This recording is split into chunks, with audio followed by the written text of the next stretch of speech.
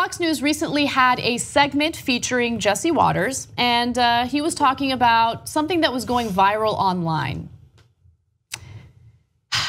So I'm not gonna give it a lot away. Let's just go ahead and toss the video, and then I'll fill you in on the details. I've seen some amazing things out there just looking at television over the weekend. Alligators on people's back doorsteps. I saw a shark on a highway swimming in the water, like Sharknado.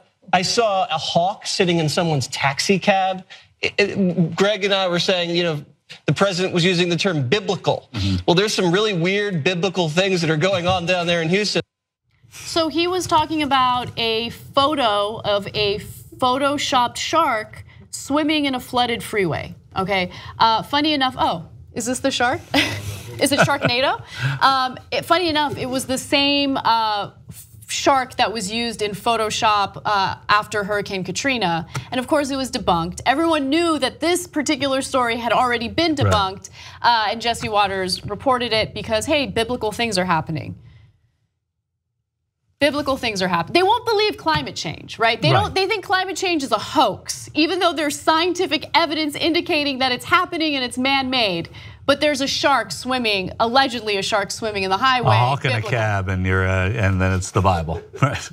That was one of my favorite passages in the Bible, the hawk in the cab passage. I just, I was even, because a lot of the headlines on this were, dummy Jesse Waters bought that gimmick, right? And I remember you hate April Fool's Day of all holidays, right? Because if we do the show on the day, you're like, I can't read any news because 50% of it is BS, right?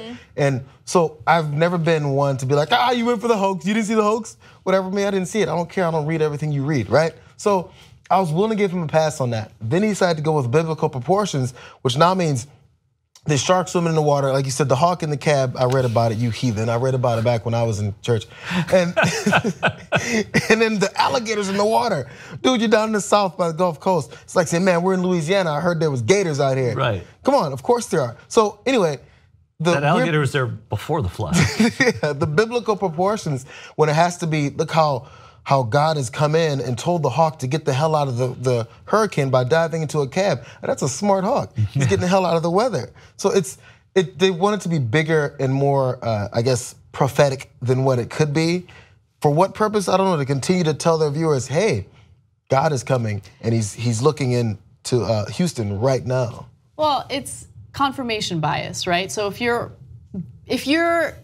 the type of person who tends to believe something crazy, then you'll see something, even if it's a hoax, and if it meets your bias, then you're more likely to believe it. At least that's what I think. But anyway, he realized that he had made a mistake. He had fallen for the hoax, and so he did apologize profusely.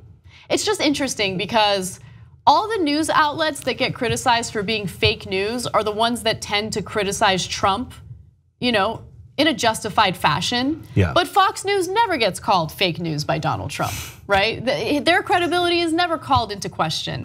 And this story, really makes me realize that. Yeah, I mean, Christopher Ruddy was on CNN last night, the guy who publishes Newsmax, and he was talking to Don Lemon, and they were having sort of a somewhat highbrow conversation about what fake news is, and Don Lemon did a great job, and I don't always defend Don Lemon's work, but he did a great job kind of defending the selective the selective criticism that you were just talking about by the president of CNN versus Fox News. Yeah. And it's true. I mean, there is an unbelievable bias that they have, but they will wipe it clean when it comes to the people that like him. Exactly. If you like this clip of the Young Turks, there's a whole live 2-hour show, 6 to 8 p.m. Eastern every day, and you can download it or stream it and watch it without ads if you become a member.